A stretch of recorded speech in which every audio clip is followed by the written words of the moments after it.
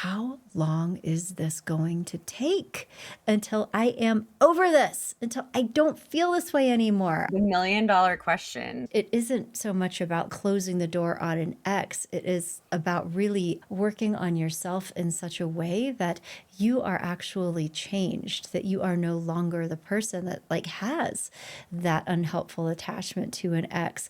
On this episode of Love, Happiness, and Success, we are talking about all of your burning questions related to breakup and divorce recovery. With me is my special guest, Kendra Allen. She's the host of the podcast Breakup Bestie and a celebrated author, and she's here to share her expertise with you. Hello, Kendra. Hi, thank you for having me. Yay. So in this next segment, I know that we had wanted to talk about something really specific. I often get this question, you probably do too, from people who are just in so much pain. They are in that everything is raw, spiraling and obsessing about the ex and feeling all the bad feelings. And what they want to know is, how long is this going to take until I am over this, until I don't feel this way anymore? I don't want to think about them anymore. I want to feel like myself again. And they would very much like to have a timeline.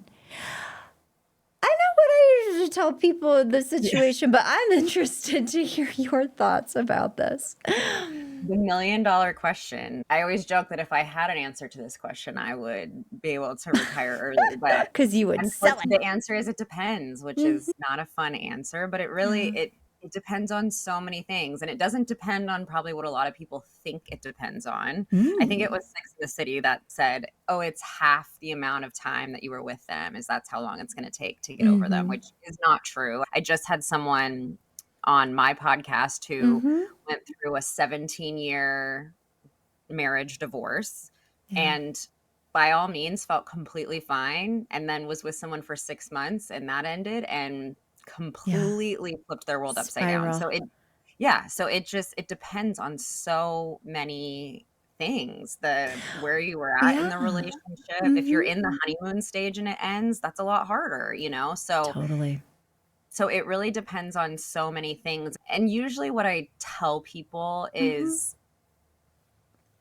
is to adjust their finish line, as you would say, of let's not focus on getting over them, because what you Mhm. think of being over someone isn't really what it means to get over them, in my opinion. I think it doesn't mean you're going to stop thinking about them. I joke that I can still name the first and last name and birthday of my boyfriend in the 6th grade. We don't Mm. just forget people. That's not a valid Mhm. way to judge Yeah. if you're over someone. Right. It's You're going to feel different as time goes on. And in some ways, you'll feel better. Like the thing you're stressing about today, you probably won't be stressing about in a month, but something new might pop up. And so just allowing yourself to ride the roller coaster and know that you're going to have really hard days and then you're going to have days that feel good, and not to Mhm. ruin those good days because you feel like, oh, I shouldn't be feeling happy today. I should feel sad. So, really just allowing yourself to do the up and down and having tools in place for when you're having a really hard day, Yeah. and just knowing that it will pass. And I know it's hard to imagine being over something that feels so big, but I invite people to think to other aspects of their lives when they thought something was the end of the world, whether it was losing a job or a fight with a friend or something like that. And just knowing, just having the knowledge that things pass, things change, and sometimes relying on our experience in other areas to remind Mhm. ourselves that this also will pass. Yeah.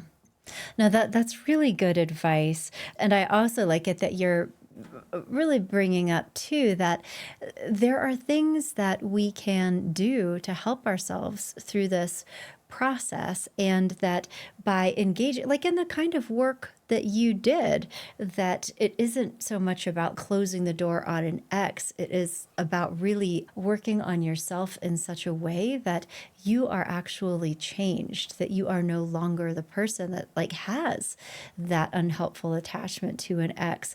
But you're absolutely right. And I could not agree with you more that in terms of what that process is going to look like and how long it is actually going to take and how long it's going to be involved is highly dependent on a lot of different variables. And so that there is no one, this is the answer. There is that mathematical formula from Sex and the City. And like, I couldn't agree more. Like, it's so interesting. I've seen this too. You would think that people who were going through like a divorce, maybe they'd been with somebody for 20 some years and now they are getting divorced, and you would think that would be incredibly traumatic and so much harder to get over than perhaps a shorter, a more intense relationship. But that is not always the case. And in my experience, oftentimes people who are divorcing have like almost separated mentally and emotionally and psychologically over a long period of the time because of the things that have been happening in a relationship that felt like so damaging, like that death by a thousand cuts experience, where by the end of it, they're like, away with you. You know what I mean? Yeah.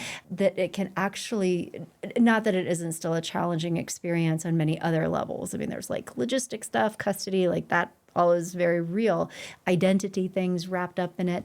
But in terms of the heartbreak, it's different than it is, as you said, with somebody who's experiencing a relationship loss in that early stage where there's that like emotional intimacy, maybe an intense sexual connection. They're feeling a strong attraction to that person. When that type of relationship ends, it sends people into a tailspin that can feel very different than a more long-term situation. Is Yeah. fascinating, but understandable. Yeah. Hmm. Yeah, and I do think it's layered.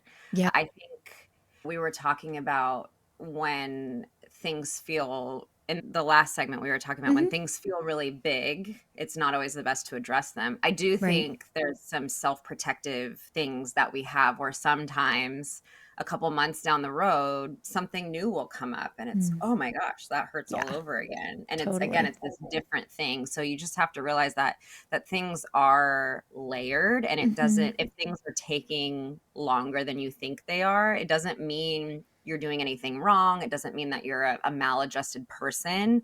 It just means that this breakup is hitting certain things for you. And this can trigger stuff with your parents, it can bring up stuff from Hmm. childhood. There's just so many things that a breakup can tap into. If you're Yeah. someone like me in the past where your relationship becomes your whole life and your whole identity, Hmm. and you did let go of friends to be in the Mm. relationship, that Yeah. that can make the breakup really hard Oh, because yeah. you don't feel like you have anyone to turn to. So there's just so many factors that go into it, and Yeah. you do need to give yourself a lot more grace than you think Hmm. you do, because I don't know. I just feel like we double the work going through a breakup when we're dealing with the judgment and the shame that's coming from ourselves, Hmm. plus the heartbreak. Oh, yeah. Yes, absolutely. Okay, then one last question on this topic of like how long it can take, and then we'll move on to the next segment. But in your experience and working with people and just hearing their stories, I'm curious if there are things that you've seen people do or not do that you associate with, if somebody's operating this way, they're more likely to get stuck and it is going to take longer, versus what, in your opinion, it looks like for somebody who is able to move through the process in an effective way. And again, there's so many variables. It's different for Yeah. every person. And I don't want to send messages like, so this is how long it takes for you. This is what should be happening, because gosh knows Yeah. we need less of that. But generally speaking, what can help it move faster versus stay stuck? I guess I have two answers for Mm-hmm. this, but I think I really want to say acceptance. Mm. And acceptance doesn't mean approval. Acceptance doesn't mean you like it or that Mm-hmm. you agree with it. But for me, what I've seen are the people who just do not accept that the breakup happened. Yeah, I think that's a very difficult framework to move forward in. totally. Like that we could get back together, reunion Yeah. fantasies, if this then that, like magical thinking. Totally. If only I can show them this, if only I Yeah. can get them to see that, if only Mm. I can wait around in the wings for long enough, they'll realize they made a mistake. And so I when I talk about this, people will say, how do I just let go of the hope that we're gonna get back together? And I say, you don't have to Mhm. let that hope go. That's okay. I think it's very normal and honestly, maybe sometimes even helpful to have a little bit of hope. It's more of I tell people to act as if they have accepted it, even if they Mhm. haven't, because I really think our actions drive our thoughts and feelings, not so much the other way around.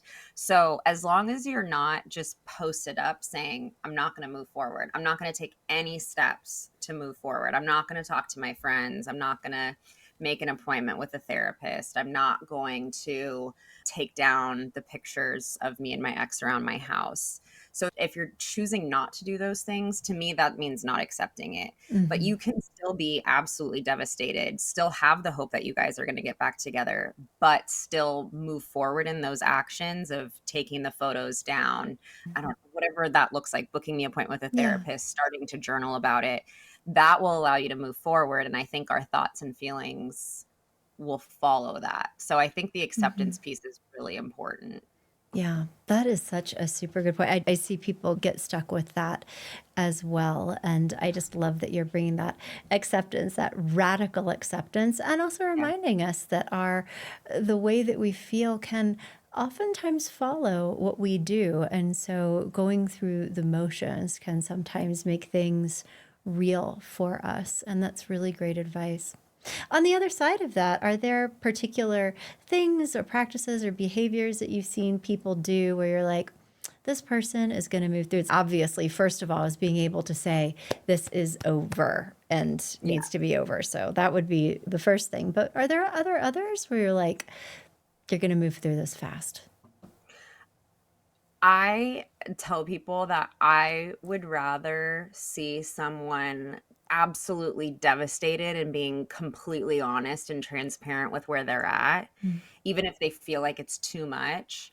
I think the people that can be completely transparent with what went down in the relationship, how they're Mm. feeling, the more that they can open up about that, I think those are the people that Hmm. heal faster than the people who act as if everything's fine Yeah. or don't tell. I think not telling the truth about the relationship Mm. is a big one. Whether it's people, and I know people who want to get back together with their ex oftentimes won't tell their friends and family about any issues within the relationship because they think, okay, we're going to get back together and I don't want my friends and family to hate this person. Mm. Honesty is a big one. Honest with yourself, honest with other people. Maybe you're just honest with a pen and a piece of paper. That stuff's really important. Yeah. Such good advice that there. And can I just say really quickly that I'm so happy that we're talking about this because I think even above and beyond breakup recovery, I think that there is a powerful and enduring myth in our culture that emotionally healthy, well people are not falling apart. They're not having big, dark emotions. They're not moving into these very intensely emotional spaces, right?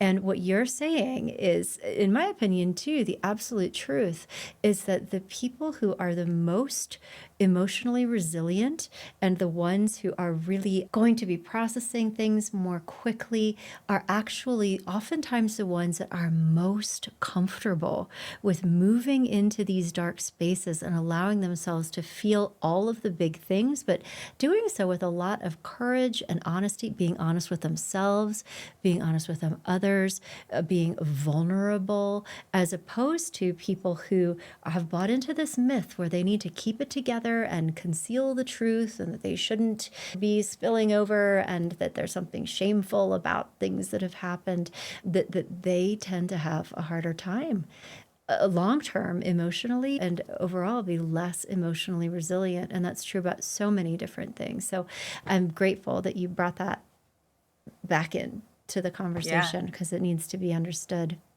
Yay. Yeah, and even taking it Mhm. back to what we said Yeah. quickly at the very beginning of this Mhm. idea of forming meaningful relationships with friends, I think a lot In of the people. previous segment. For people who missed Yeah, that one, go back and watch yeah. the first video. Okay. I think I hear from a lot of people that they don't feel like their support system is fully supporting them in their pain, in their Yeah. breakup. And I do believe a lot of that is because they're not being honest with Mhm. them. You Mhm. can't expect people to know how you're feeling, but if Yeah. I can tell a friend, I'm struggling so bad right now, it's a Mhm. connection. They're gonna Yeah. connect with me, and they're going to be able to support me. I just think the vulnerability, especially in friendships, is really important, and oftentimes I think that's why sometimes it feels like relationships can't go as deep as we'd like them to. Right. We're holding ourselves back from that true intimacy. This Yeah. has been so helpful, and I really appreciate you just sharing your perspective on the different factors that influence how long it's going to take to move through this process. And so, thank you for that.